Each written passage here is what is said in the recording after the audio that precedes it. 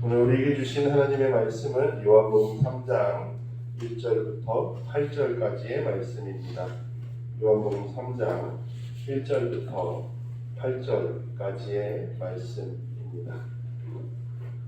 우리 오늘은 합독하겠습니다. 함께 맞추어서 읽겠습니다. 함께 읽습니다. 시작. 그런데 바리새인 중에 니고데모라 하는 사람이 있으니 유대인의 지도자라. 그가 밤에 예수께 와서 이르되 라비여, 우리가 당신은 하나님께로부터 오신 선생인 줄 아나이다. 하나님이 함께 하시지 아니하시면 당신이 행하시는 이 표적을 아무도 할 수 없음이니이다. 예수께서 대답하여 이르시되 진실로 진실로 내게 이르노니 사람이 거듭나지 아니하면 하나님의 나라를 볼 수 없느니라. 니고데모가 이르되 사람이 늙으면 어떻게 날 수 있사옵나이까? 두 번째 모태에 들어갔다가 날 수 있사옵나이까? 예수께서 대답하시되 진실로 진실로 내게 이르노니 사람이 물과 성령으로 나지 아니하면 하나님의 나라에 들어갈 수 없느니라. 육으로 난 것은 육이요 영으로 난 것은 영이니 내가 내게 거듭나야 하겠다 하는 말을 놀랍게 여기지 말라. 바람이 임의로 불매 내가 그 소리는 들어도 어디서 와서 어디로 가는지 알지 못하나니 성령으로 난 사람도 다 그러니라. 아멘. 아멘. 감사합니다. 오늘은 회심의 방향으로 라는 말씀의 제목을 가지고 우리 오늘 함께 말씀을 나눠보려고 합니다.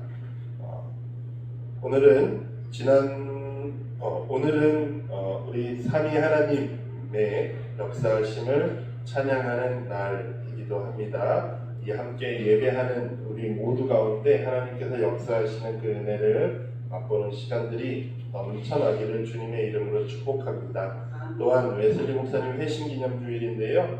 웨슬리 목사님께 역사하신 성령님이 오늘도 우리 가운데 역사하시기를 주님의 이름으로 축복합니다. 아멘. 지난 시간 저희가 성령강림절을 맞아서 성령님에 대해서 성령님이 어떤 분이신가, 그리고 오순절날 일어났던 사건이 어떤 의미가 있는가에 대해서 함께 나누었습니다. 성령님께서는 삼위 하나님의 한 위격이시라는 사실을 우리가 분명히 기억하고 그분이 하나님이시다라고 우리가 인정해야 한다라고 말씀드렸고요. 또 오순절 사건 이후에 그분께서 우리에게 찾아오셔서 우리와 함께 하시면서 누구에 관해 말씀하셔요? 예수님에 대해서 증언하시고 말씀하신다라고 이야기해드렸고, 우리 안에 거하시면서 내 안에, 그리고 저 사람 안에, 그리고 우리 공동체 안에 있는 이 사람 안에 성령님께서 거하시면서 우리를 어떻게 하게 하셔요? 연결되어서 하나 되게 하신다라는 사실을 우리가 함께 나누었습니다. 한 주간도 성령님의 인도하심에 순종하셨습니까? 예, 순종하신 걸로 알겠습니다. 주님과 동행하시고 순종하는 우리 성도님들 되시길 바랍니다. 오늘은 웨슬리 목사님 회심기념 주일 관련해서 우리가 회심과 관련된 내용을 우리가 오늘 좀 나눠보려고 합니다. 시작에 앞서서 먼저 웨슬리 목사님의 그 회심하시기까지의 과정을 간단하게 조금 알려드릴게요. 존 웨슬리 목사님은 성공회의 신부, 그러니까 목사님의 아들로 태어났습니다. 사무엘 웨슬리와 수산나 웨슬리 사이에서 태어났고요. 형제가 총 19명이 태어났는데 굉장하시죠. 수산나 웨슬리 대단하셔요. 19명이 태어났는데 안타깝게도 10명만 생존했습니다. 당시에 이제 영아 사망률이 높기도 했고 자라면서 이제 많이 형제들이 죽기도 했고요. 그 과정 가운데에서 수산나 웨슬리 그 사모님은, 어머니는 웨슬리 목사님과 그 형제들에게 신앙 교육을 굉장히 열심히 철저하게 하셨습니다. 그런 배경 아래서 웨슬리 목사님이 자랐는데요. 웨슬리 목사님도 생명이 위협을 느꼈을 때가 있습니다. 그 목사관에 불이 났어요. 당시 그 목사관에 불이 나서 웨슬리 목사님이 그 목사관 안에 있었고 불나서 이제 죽을 뻔한 경험을 합니다. 근데 이제 간신히 구출을 받고 살아났는데 웨슬리 목사님께 이 기억이 굉장히 인상 깊었던 기억입니다. 스스로를 표현할 때 나는 불에 타다만 부직갱이와 같다라고 표현했던 것이다. 그러니까 하나님께서 내 생명을 구해주셨고 그래서 나는 이제 다시 산 사람이고 나는 하나님을 위해서 살아간다라는 마음을 늘 가지고 계셨습니다. 이 목사님의 아들이다 보니까 신부님의 아들이다 보니까 자연스럽게 신학을 공부하게 되었고요. 그래서 당시 런던의 옥스퍼드에 들어가셨고 거기에서 신학 박사를 쭉 하시고 그 링컨 칼리지 옥스퍼드 대학의 링컨 칼리지에서 학생들을 가르치는 조교수의 역할을 또 하셨습니다. 이 학교에 옥스퍼드에 거하시면서 계실 때에 뭘 하셨냐면 홀리클럽이라는 신성회의 모임을 하셨어요.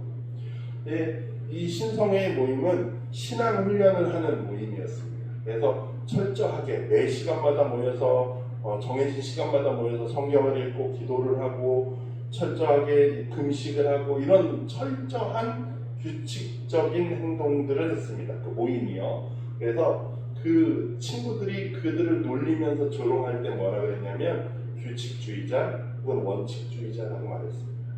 그것이 뭐라고 표현되냐면 매스, 수학이라는 단어인데 그 규칙 원리에 대한 이야기를 해서 메소디스트라고 불렀습니다.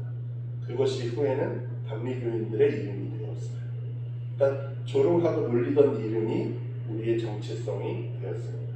그래서 철저한 원칙주의, 규칙주의자라는 이름을 감리교회가 그때부터 시작했고요. 웨슬리 목사님은 이 이름에서 알다시피 신앙적으로 매우 열심인 사람이었습니다. 매우 열정적이었고요. 열심도 있었어요. 그래서 젊은 시절에 미국의 선교 활동도 나가십니다. 당시 미국은 영국의 선교지였습니다. 식민지, 개척지였어요. 그래서 웨슬리 목사님도 그 지역에 선교사들이 필요하기 때문에 자신이 선교 활동을 하기 위해서 조지아라고 하는 지역으로 선교를 가셨는데 웨슬리 목사님의 인생에 있어서 인상적인 또 하나의 장면은 배를 타고 건너가잖아요. 근데 풍랑을 맞아서 웨슬리 목사님이 이 풍랑 가운데 배가 뒤집어질까 봐 너무 겁이 나고 두려운 거예요. 너무너무 바들바들 떨면서 있는데 이 함께 있는 사람들 중에서 유독 평안한 사람들이 있습니다.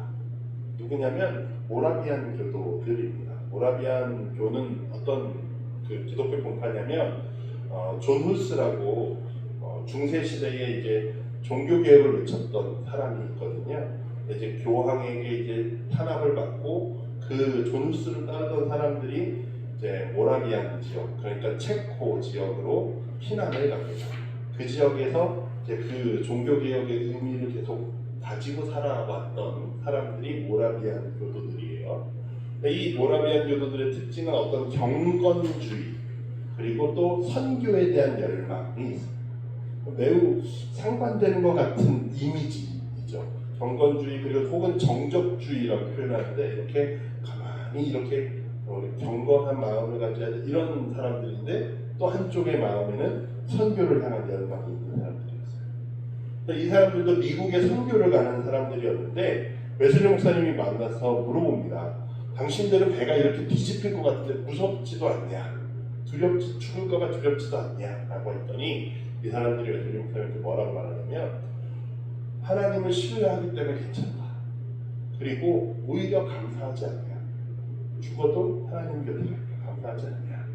이렇게 이야기합니다. 이 말을 듣고 웨슬리 목사님이 이렇게 땡 하고 맞은 것처럼 충격을 받습니다. 스스로를 돌아보게 되는 거예요. 내가 구원의 확신이 있는가 하는 이 질문을 던지게 됩니다. 그러면서 선교를 갔다가 선교 2년 동안 실패하고 돌아오시죠. 선교지에서 자기의 어떤 마음대로 선교가 되는 것이 아니라 다 실패하고 또 그곳에서 연애사도 있으신데 거기서 연애에 문제 있어서도 실패하셔요. 그러니까 모든 걸 다 실패하고 다시 영국으로 돌아오시거든요. 그러면서 굉장히 이렇게 침체기에 빠지십니다. 내가 구원의 확신이 없는데 목사로서 살아가는 성공의 신부, 당신 성공의 신부시죠. 성공의 신부로 살아가는 게 누군가 앞에서 설교를 하는 게 맞나? 라는 고민을 하고 계셔요. 그때 모라비안 교도들과 계속해서 교류가 있으셨는데 그 모라비안 교회에서 이제 피터 빌레라는 목사님을 만납니다. 이 문제에 대해서 나누니까 이 목사님이 그렇게 얘기하셔요.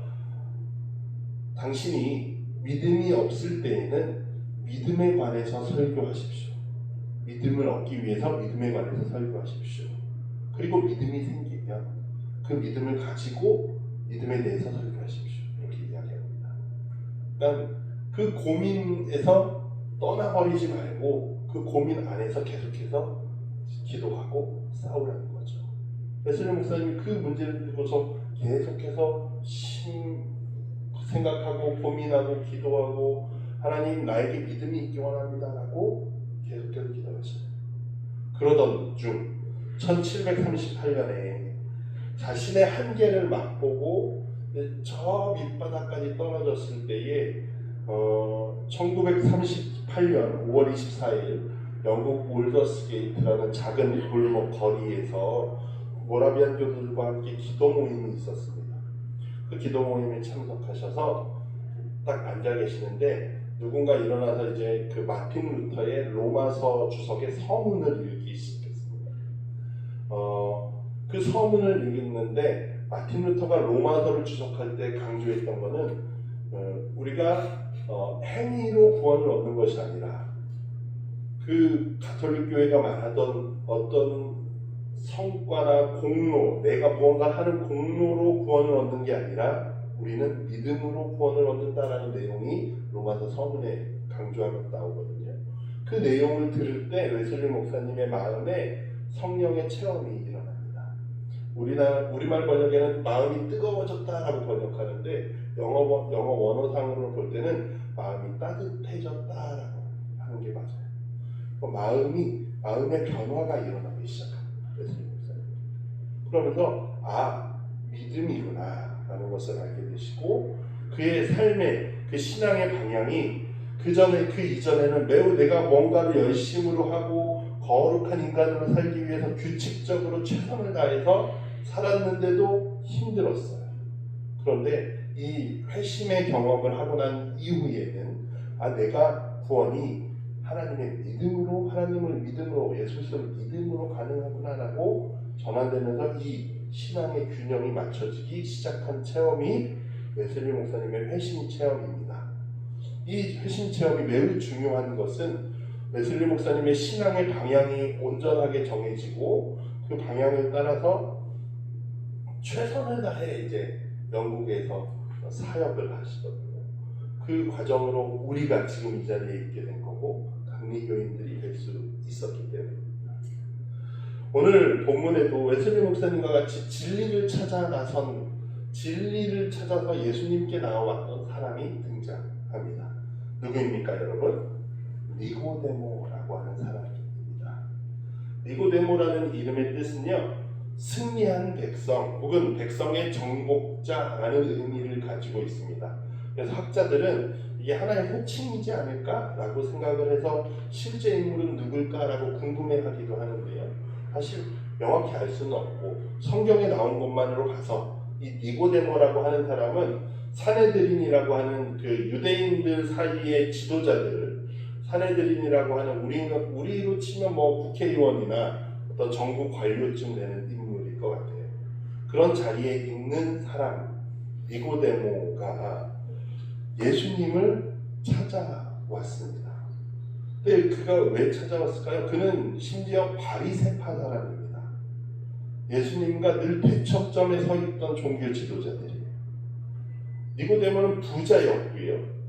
유대인들이 지도자였고 종교적으로 정치적으로 그리고 학식이 높은 그런 사람인데도 불구하고 그런 사람이 무엇을 찾고 있습니까?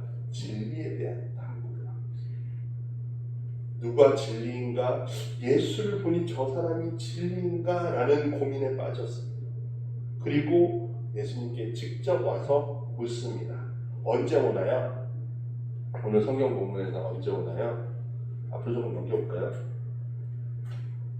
언제? 2절에 보시면 그가 언제 옵니까? 밤에 찾아옵니다. 밤에 찾아왔다라는 것은 여러 가지 중의적인 표현이 있습니다. 밤에 대한 중의적인 표현인데 실제 밤이었을 거예요. 그리고 지도자쯤 되면 고령의 남성이었을 거고 젊은 청년에게 무언가를 진리를 물으러 찾아간다라는 것은 이 니고데모의 체면을 상하게 하는 일이었을 수 있습니다. 그러니 낮에 찾아가지 않고 밤에 찾아갈 수도 있죠. 몰래, 사람들 몰래. 그런데 또 중의적인 문학적인 표현으로 봤을 때 니고데모의 상황이 어떠했냐? 그의 내면이 밤이었다라는 사실이에요. 어두운 상황, 진리를 찾기 위해 괴로워하는 그 심연의 밤에 빠져 영적인 밤에 처해 있었다라는 겁니다. 그가 찾아갔을 때 예수님께 말하죠. 당신이 하나님께로부터 왔고 당신의 행적을 보아하니 인간의 능력으로는 할 수 없는 것 같은데 그러면 당신에게 내가 묻고 싶은 게 있어. 구원이 무엇이오? 어떻게 해야 내가 영생을 얻을 수 있겠소? 라는 질문입니다. 그러니까 예수님께서 뭐라고 대답하십니까? 진실로 진실로 내가 너에게 이르노니 뭐라고 말씀하셔요?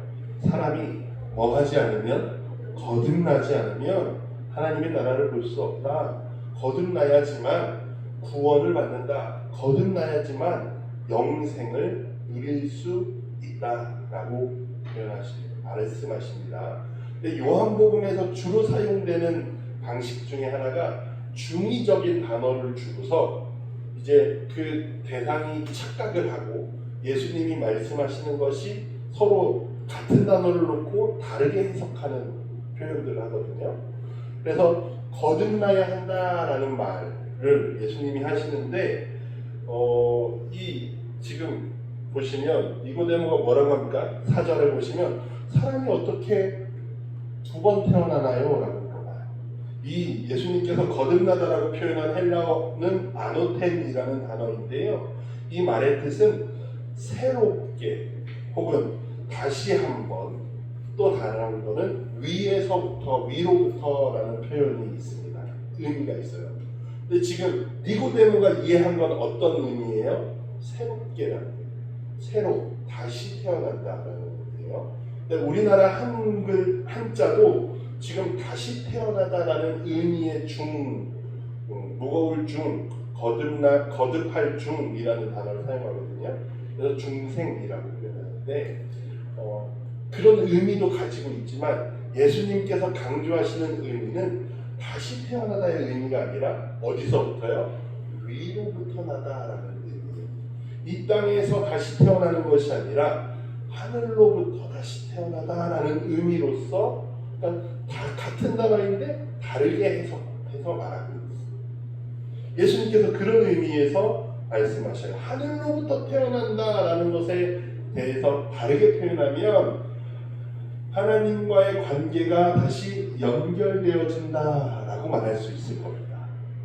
인간은요, 죄인이 되면서 하나님과의 관계가 끊어졌습니다. 그런데 그 관계가 다시 연결돼야지만 그것이 뭐라고요? 거듭나야지만 너희가 영생을 얻을 수 있다라고 말씀하십니다. 예수님이 그 표현을 뭐라고 하시냐면 물과 성령으로 나야 된다라고 표현하고 계셔요. 이게 뭐에 대한 어떤 행위에 대한 말씀이에요? 세례에 대한 말씀입니다. 세례에 대한 말씀. 여러분 그럼 중요한 거 세례는 누가 받습니까? 세례는 어떤 사람이 받아요? 뭐 하기로 한 사람, 믿기로 한 사람들이 세례를 받습니다. 그렇죠? 근데 아무에게나 세례를 베풀어주지 않습니다. 군대에서는 먹는 것 때문에 그냥 막 주기도 하는데요. 햄버거 준다니까 젊은 청년들이 막 세례를 받기도 하는데 중요한 것은 그냥 세례의 행위가 아니라 그 이전에 뭐 하기로 한 사람, 믿기로 한 사람이에요. 뭘요? 오늘 보시면 그 뒤에 예수님이 이 말씀을 하십니다. 이 니고데모와의 대화의 연결점에서 이 말씀을 하시는 거예요. 니고데모에게 이 이야기를 하십니다. 하나님이 세상을 이처럼 사랑하사 독생자를 주셨으니 이는 뭐 하는 사람? 그를 믿는 사람. 그냥 아무나 믿는 것이 아니라 누구를 믿어요? 하나님이 보내신 독생자인 예수 그리스도를 믿는 자에게 하나님께서 뭘 주십니까? 죽지 않게 하시고 멸망하지 않게 하시고 영원한 생명을 주신다. 구원을 얻게 하신다라는 거예요. 그래서 예수님이 그 앞에서 하신 세례에 관한 말씀은 믿는 자에게 주시는 구원의 행위예요. 그렇다면 믿는 자는 구원을 받게 된다는 것이 예수님께서 지금 니고데모에게 하시고자 하는 말씀입니다. 여러분, 세례는요, 원래 세례는 어떻게 받죠? 우리 보통 약식으로 받잖아요. 세례를 이렇게 세례의 물에다가 이렇게 손을 찍어서 목사님들이 아기나 어른들에게 이렇게 머리에다 물을 이렇게 찍어 주시잖아요. 근데 이 약식으로 원래 받지 않고 원래는 어떻게 받습니까? 침례를 하죠. 침례가 뭐예요? 온 몸이 물 속으로 다 들어가는 거예요. 머리끝부터 발끝까지 물 안에 싹 들어갔다는 것은 그 사람이 뭐 했다라는 상징적 의미냐면 죽었다라는 의미. 죽었어요. 우리가 물 안에 들어갈 때는 물로 씻겨지다라는 의미도 있지만 핵심적인 의미는 물 속에 들어갔다라는 것은 죽었다라는 거예요. 그런데 그가 다시 일으켜집니다. 그러면 그는 뭐해요? 살았다라는 거예요. 이 사람은 죽었다가 다시 태어난 겁니다. 그렇죠? 이것이 중생에 관한 거듭남에 관한 눈으로 볼 수 있는 이미지예요. 세례는 물에 들어가서 다시 태어나는 것을 보여줍니다. 또 죽었던 자를 살리는 하나님의 부활을 실제 눈으로 보고 우리가 경험하는 행위이기도 합니다. 그래서 침례교 같은 경우는 꼭 세례는 침례를 해야 된다라고 이야기하시는 그런 부분들이 있는 거예요. 예. 그래서 세례의 의미는 내가 죽었다가 다시 살아난다, 이 거듭남에 대한 이미지를 가지고 있는 거예요.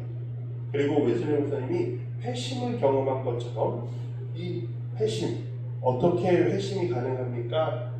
어떻게 거듭남이 가능합니까? 하나님이 의롭다 해주셔야지. 우리가 믿을 때에 하나님이 의롭다고 해주십니다.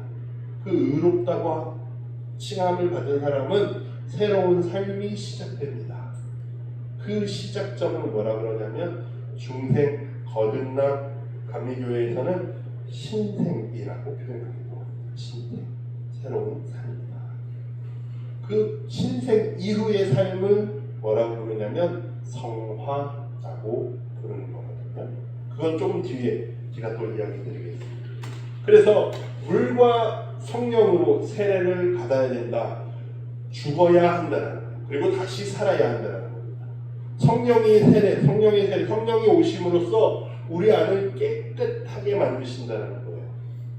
우리를 새롭게 하신다는 거예요. 그래서 거듭난다는 것은 이전과 나 교회 다녀요 하고 그냥 똑같이 살면서 교회를 다니는 것을 거듭났다라고 말하는 것이 아니에요. 내가 거듭났다라고 말하는 것은, 내가 믿는다라고 말하는 것은, 예수 그리스도를 따라갑니다라고 말하는 것은 교회를 나오기 이전의 삶과 내가 예수를 믿기 이전의 삶과 이후의 삶은 달라진 삶이라는 거예요. 회심은 바로 그 지점에서 방향의 전환을 이야기합니다. 웨슬리 목사님도 구원을 위한 자신의 삶의 방향이 자신이 무언가를 하던, 최선을 다해 거룩한 삶을 살기 위해 규칙적으로 훈련을 하던 그 삶에서 이걸로 내가 거룩해지는 것이 아니라 무엇으로요? 하나님의 능력으로 나는 믿을 뿐이고 하나님께서 내 안에 역사하심으로 내가 거룩해지는구나 라는 것을 깨닫게 되는 방향으로 삶의 방향이 바뀌었다는 거예요. 여러분, 그래서 신생, 중생, 거듭난 사람은요, 이제 내가 사는 것이 아니에요. 누가 삽니까? 이제 내 안에 누가요? 그리스도께서 사신다. 내 안에 성령님이 나를 인도하실 때 나는 새로운 삶을 살아간다는 것입니다.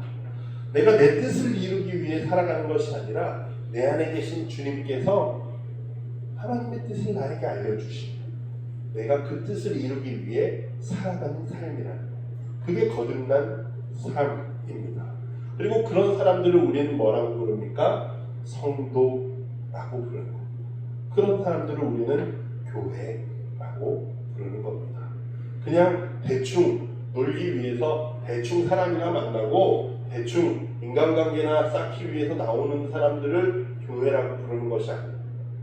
내 삶의 방향이 이제는 내 삶의 목표가 바뀌었다라는 사람들이 교회라고 말할 수 있는 겁니다. 웨슬리 목사님께서 방금도 말씀드렸지만 회심하시기 전에 굉장히 열심히 사셨습니다. 그런데 회심한 이후에는 대충 사셨을까요? 아니요. 똑같이 규칙적이고 열심히 최선을 다해서 사셨어요. 그런데 뭐가 다를까요? 뭐가 다를까요? 그 이전에는 내가 노력해서 무언가를 얻으려고 하셨습니다. 그런데 회심한 이후에는 내가 무언가를 노력해서 얻는 것이 아니구라는 거예요. 그 이후에도 규칙적으로 사신 이유는 내가 하나님의 능력으로 구원을 얻는구나. 내가 하나님의 은혜로 거룩해졌구나. 그러니 나의 은혜에 대한 감사의 행위가 동일한 행위가 되는 거예요. 그러니까 이전에도 기도하시고 말씀 읽고 금식하고 사람들을 돕고 감옥에도 찾아가시고 어려움에 빠진 이들에게 도움을 주시고 하는 일들이 그 이전에는 내 행위를 통해서 거룩해진다라고 생각했는데 회심 이후에 믿음으로 거듭난 사건 이후에는 웨슬리 목사님이 그것을 위해서 이 일을 하는 게 아니라 내가 이미 그렇게 되었으니 나는 그 은혜에 감사함으로 이렇게 산다는 거예요. 그 은혜에 감사함으로 말씀을 보고 그 은혜에 감사함으로 기도를 하는 것이고 그 은혜에 감사함으로 찬양을 하고 어려운 이들을 돕는 일들을 하셨다라는 거예요. 그래서 웨슬리 목사님은 그 일들을 위해서 그것들이 너희를 구원하게 하는 것이 아니라 그것들은 너희가 하나님의 은혜를 깨닫게 하는 통로라는 거예요. 그래서 뭐라고 표현하셨냐면 은혜의 방편이라고 말씀하셨습니다. 여러분, 웨슬리 목사님은 그 이전에는 매우 힘들었을 겁니다. 그러나 그 이후에 똑같이 규칙적인 삶을 살아도 이제는 행복하다라는 거예요. 왜요? 내 은혜에 대한 기쁨의 표현이니까요. 사랑하는 우리 하나님께 성도 여러분, 구원의 단계라는 것이 있습니다. 요거는 나중에 좀 더 깊게 조금 나누면 좋을 것 같은데, 구원의 단계 이제 교단마다 장로교회마다 성결교회 기타 여러 교단마다 구원의 단계에 대한 표현들이 조금씩 다르고 나누는 단계들이 조금 다르지만 감리교회에서 웨슬리 목사님께서 말씀하시는 부분을 제가 정리해서 표현하면 다섯 파트로 나눌 수 있을 겁니다. 다섯 파트로. 첫 번째는 하나님의 선의 은총입니다. 모든 구원의 시작은 하나님으로부터 시작해요. 모든 사람의 구원의 시작은 내가 믿어서가 아니라 내가 믿기 이전에 하나님께서 그 은혜를 허락하셨다는 거예요. 그래서 부르심의 은혜라고 표현할 수 있어요. 죄인된 인간에게 먼저 찾아오시는 하나님의 은혜. 그것이 첫 번째 선의 은총이고, 그 선의 은총으로 인해서 사람이 내가 죄인이구나라는 것을 깨닫습니다. 그러면 내가 어떻게 해야지 내 죄의 문제가 해결되지 내 스스로 해결할 수 없구나를 깨닫게 돼요. 그러면서 하나님 나를 용서해 주세요. 내가 예수 그리스도를 믿기 원합니다. 라는 그러한 상황으로 가게 되는 것이 두 번째 단계입니다. 그리고 그 이후에 믿게 되어집니다. 이 믿을 때 지금 제가 세 가지를 한꺼번에 적어놨는데 시간적으로는 칭의, 중생, 확신이라는 것이 동시에 일어나요. 동시에. 근데 생각의 순서상 먼저 우리를 하나님이 의롭다고 하시면 그 사람은 새로운 삶이 시작된다는 거예요. 거듭난다는 거예요. 그러면 그 거듭난 사람은 내가 거듭났구나라는 것을 확신할 수 있게 됩니다. 웨슬리 목사님은 이 확신을 매우 강조하시는데 확신할 수 있게 돼요. 누가요? 그 본인 스스로도 그렇지만 성령께서 그 사람 안에서 그 사람이 성도인 것을 구원받았다는 사실을 증거하신다라고 표현하시거든요. 그러니까 그러니까 여기서 말하는 것은 우리가 믿게 된 이후에 의롭다함을 받는 거예요. 칭의. 그게 세 번째 단계입니다. 믿음의 단계. 그 이후에 중생의 삶이 신생의 삶이 이 성화의 첫 발자취예요. 그러니까 예를 들어서 집을 지었잖아요. 어떤 사람이 집에 옵니다. 근데 집에 와서 문을 열고 현관문에서 들어오는 것은 칭의의 과정입니다. 칭의, 믿음의 과정입니다. 문을 열고 들어와서 현관문 안에 들어와서 딱 서 있는 것을 중생이라고 말할 수 있어요. 신생. 그리고 그 이후에 집 안에 들어와서 누리고 사는 것을 성화의 과정이라고 볼 수 있습니다. 그러니까 칭의는 순간입니다. 신생의 삶을 시작하는 것도 순간이에요. 그런데 성화는 과정입니다. 순간이 아니라 성화는 과정이에요. 웨슬리 목사님은 그래서 우리가 마지막 하나님 앞에 갈 때까지 최선을 다해서 이 은혜의 방편을 사용해서 점점 거룩해지자라고 이야기하셔요. 그리고 그런 사람이 어떤 결과에 이르게 되냐면 완전에 이르게 됩니다. 이 감리교회에서 강조하는 교리 중에 하나인데 그리스도인이 완전에 이르게 됩니다. 웨슬리 목사님은 죽기 전에도 그런 사람이 있을 수 있다라고 말합니다. 근데 사람들이 다 비판했죠. 어떻게 사람이 완전할 수 있느냐? 근데 웨슬리 목사님이 말했던 완전은 내가 예수님이 되었다가 아니라 내 안에 죄에 대한 욕망이 사라졌다라는 표현으로서 완전입니다. 죄에 대한 욕망. 더 이상 죄를 지으려고 하지 않는 상태. 거룩해진 상태라고 표현해요. 근데 웨슬리 목사님이 죽기 전에도 사람이 그렇게 될 수 있다라고 말씀하셨지만 대부분의 성도들은 웨슬리 목사님의 그 상황에서 대부분의 성도들은 죽을 때쯤이나 되어서야 가능하더라라고 이야기하셔요. 그러니까 우리가 인생의 끝을 놓고 보았을 때 거룩해지더라라는 거예요. 그것을 하나님 앞에 섰을 때 영화라고도 표현합니다. 영원히 거룩해지다라는 표현으로 표현해서 영화라고도 표현하고요. 또 최종적 칭의라고도 표현하는데 앞서도 칭의라는 말이 있잖아요.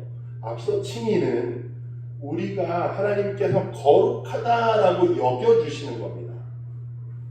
우리는 의인입니까? 죄인입니까? 원칙상 죄인이에요. 그런데 하나님이 뭐하다고 말씀해 주시는 거예요? 의롭다라고 말씀해 주시는 거예요. 그것을 앞서 칭의, 구원의 시작으로 봅니다. 구원의 시작이라고 보기는 구원의 시작은 하나님이 시작하시는 거니까 구원의 어떤 귀중한 단계를 넘어왔다고 보는 게 칭의예요. 그런데 최종적 칭의는 뭐냐면 하나님 앞에 섰을 때 너는 의인이야 라고 확정돼서 정말로 의인이 되는 상태를 이야기합니다. 그러니까 하나님 앞에 섰을 때를 이야기해요. 그래서 이 구원의 단계에 있어서 오늘 회심은 이 세 번째 칭의와 중생의 단계를 이야기합니다. 그런데 이게 무슨 의미가 있느냐면 오늘 제가 말씀드리고자 하는 이 회심에 대한 내용은 결국 누가 하시더라라는 거예요. 하나님이 하시는 하나님의 역사라는 사실이에요. 하나님이 내가 내 스스로를 바꾼 게 아니라요. 회심주의를 뭐 이렇게 하면서 회심해야지 막 이렇게 우리가 농담처럼 친구들한테도 이야기하긴 하는데 그 회심은 우리가 하는 게 아니에요. 예, 누가 하시는 거예요? 하나님이 우리의 삶을 바꾸신다는 거. 나의 삶의 방향을 이렇게 어긋났어 이렇게 바꾸어 주시는 걸 하심이라고 말하는 게 맞아요. 우리가 하는 것은 뭡니까? 그냥 동의. 그래요. 나는 그분이 그리스도이시고 나의 구원자이심을 믿습니다라는 동의 하나. 그 이후에 그 모든 구원의 역사는 하나님이 하신다는 거예요. 그러면 성화의 삶은요. 성령께서 내 안에서 역사하셔요. 근데 그 삶의 역사하심에 뭐 할 뿐입니까? 순종할 뿐입니다. 예, 주님 내가 그렇게 할게요. 따라갈 뿐이에요. 내가 하는 것이 아닙니다. 간혹 착각하시는 분들이 있고 또 장로교회에서 저희 감리교회를 젓가락질하고 막 욕하는 때는 그런 식으로 인간이 뭘 하냐라는 식으로 이야기하는데 웨슬리 목사님도 이야기하신 것 인간이 뭔가 한다는 것이 아닙니다. 인간의 구원의 사역은 오로지 하나님에 의해서 가능합니다. 그런데 이 우리를 변화시키신 하나님의 은혜, 우리의 방향을 바꾸신 하나님의 은혜, 그 은혜를 우리가 기억한다면 우리는 어떻게 해야 합니까? 그 삶에 순종해야 합니다. 성령께서 우리의 방향을 바꾸셨으면 그렇게 가야 해요. 여러분의 마음에 성령께서 이미 그렇게 바꾸셨습니다. 예, 지금 바꾸신 그 길로 최선을 다해 가시면 됩니다. 그런데 우리는 그렇게 살기 참 힘들죠. 성령님께서 바꿔놓으셨는데 잠깐만요. 저 저기 조금만 갔다 올게요. 그리고 이쪽으로 가야 돼 라는데 돌아서 가든 어떻게 가든 가면 되죠 하고 내 맘대로 약간 길을 돌아서 가기도 합니다. 왜 그렇죠? 앞서 제가 친히 표현할 때 말씀드렸다시피 우리가 여전히 죄인이기 때문입니다. 바울의 표현으로는 이렇게 표현합니다. 로마서 7장 25절에 우리 주 예수 그리스도로 말미암아 하나님께 감사하리로다. 그런즉 내 자신이 마음으로는 하나님의 법을 육신으로는 죄의 법을 섬긴다라는 거예요. 우리는 영적인 존재임에 동시에 육적인 존재입니다.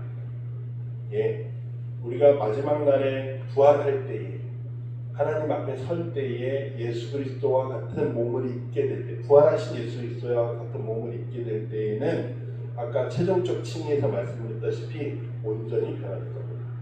온전해질 거예요.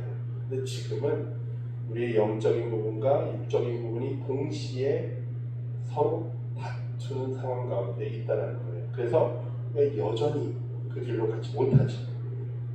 온전히 그 길로 가지 못합니다. 그렇기 때문에 우리는 우리의 육신의 습관대로 나의 몸의 안위대로 살아가려고 합니다. 부끄러운 이야기지만 오늘 아침에 일어나면서 제가 오늘 잠자리에서 일어났는데 딱 눈을 뜨고 오늘 며칠이지? 오늘 무슨 날이지? 주일이구나. 주일이구나. 많은 게 담겨있는 주일이구나인데 아침에 교회 나올 때까지도 주일이구나 이러면서 나왔거든요. 근데 이제 나와서 장로님 모시러 가기 전까지 예배 준비를 하고 이렇게 싹 하고서 딱 마음을 다잡을 때 감사하구나라는 마음을 가졌습니다. 이게 제가 지금 말씀드리면서 하는 거는 우리의 몸이 저조차도 여러분뿐만 아니라 저도 육신의 유혹과 육신의 이렇게 잡아 흔드니 여전히 있다라는 사실이에요. 그러나 그럼에도 불구하고 우리는 계속해서 예배해야 하고 우리는 계속해서 기도해야 하고 계속해서 찬양과 또 이웃을 향해 어려운 이웃을 향해 계속해서 발걸음을 내디뎌 나가야 한다는 거예요. 누군가를 돕는 것은 사실 우리의 몸의 욕심을 넘어서는 일이죠. 나만 편안하면 됐고 나만 잘 살면 나는 참 내 몸은 참 편안합니다. 그런데 내 안에 성령께서는 그렇지 않죠. 나아가길 원하고 계시죠. 내 몸의 방향이 아니라 하나님의 영이 계신 참 자유가 있다. 하나님의 영이 계신 곳에 참 자유가 있다라고 말씀하시는데 하나님의 계신 그 자리로 우리가 나아가야 한다는 겁니다. 하나님의 방향으로 나아갈 때 우리는 참 신앙인이 됩니다. 우리가 그렇게 되지 못하는 이유는 우리가 여전히 내 몸대로 살려고 하기 때문입니다. 그러나 우리가 기억할 것은 우리는 뭐한 존재예요? 새로운 삶, 거듭난 존재들이라는 거예요. 다시 태어난 이들이라는 거예요. 그렇다면 우리는 새로운 길로 나아가야 합니다. 사랑하는 하나님의 교회 성도 여러분, 성령이 예수 그리스도를 믿는 우리에게 찾아오십니다. 그리고 우리를 새롭게 하시고요. 죄 습관과 몸의 탐욕대로 살아가는 것이 아니라 하나님의 뜻을 따라서 참 행복의 길로 나아가게 우리를 부르고 계십니다. 우리의 신앙생활은 이제 하나님을 만족시키기 위한 신앙생활 종교행위가 아니라는 거예요. 여러분, 왜 예배를 드리는지, 내가 왜 말씀을 읽고 왜 기도를 하는지에 대해서 잘 고민해 보십시오. 내가 하나님을 만족해 해드리기 위해서 이 종교적인 행위들을 하는 것이 아니에요. 우리가 기도하고 우리가 예배하는 것들은 이미 우리를 자유하게 하신 은혜에 대한 기쁨의 표현이에요. 그분이 우리를 기쁘게 하셨기에 우리도 주 앞에 나와 기뻐하는 것이에요. 내가 뭔가를 해서 하나님이 기뻐하신다고요? 예, 그러실 수 있죠. 그런데 그것이 우리의 뭔가 구원을 책임져 주시는 것이 아니라 내가 뭔가 해서 책임져 주는 게 아니라 이미 하나님이 우리에게 새로운 삶을 주셨다는 것을 기억하고 기뻐하고 감사하는 것이 우리의 신앙생활이라는 거예요. 그러니 성도 여러분, 우리의 삶을 거룩한 삶 제물로 드리는 여러분이 되길 바랍니다. 우리의 마음을 돌이켜 내 몸의 방향대로 나아가지 마시고 하나님이 기뻐하는 삶의 방향으로 나아가시길 바랍니다. 여러분, 니고데모는 변화되었을까요? 예수님께 와서 어떻게 하면 영생을 얻습니까? 라고 질문했던 그 니고데모, 변화됐을까요?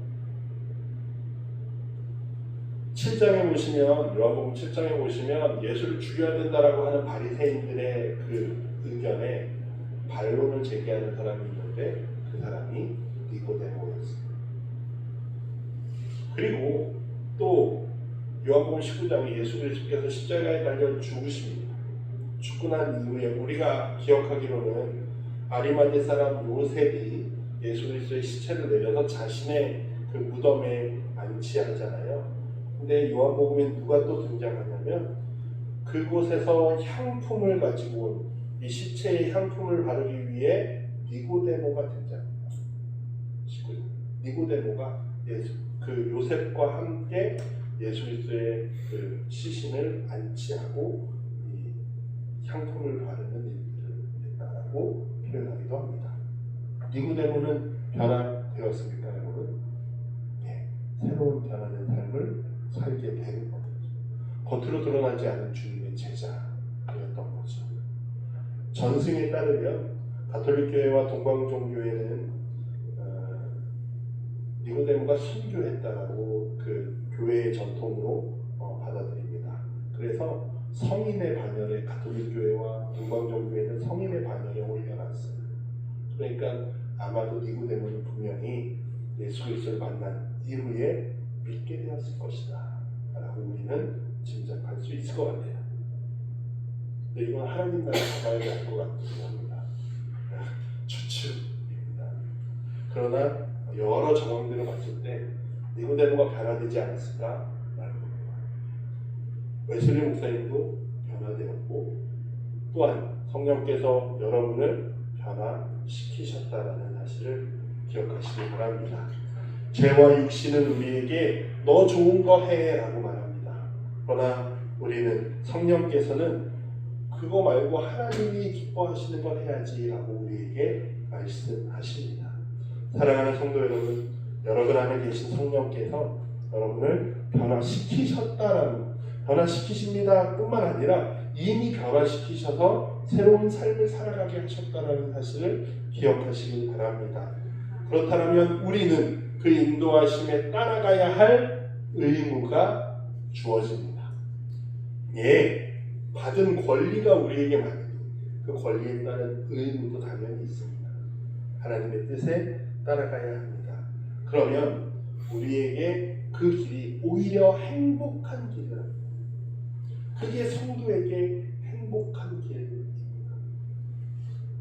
성령의 인도하시는 행복한 삶을 살아가는 우리 하나의 교회 성도님들 되시기 바랍니다. 회심의 역사에 따라 그 길을 따라가는 우리 여러분 되시기를 주님의 이름으로 축복합니다.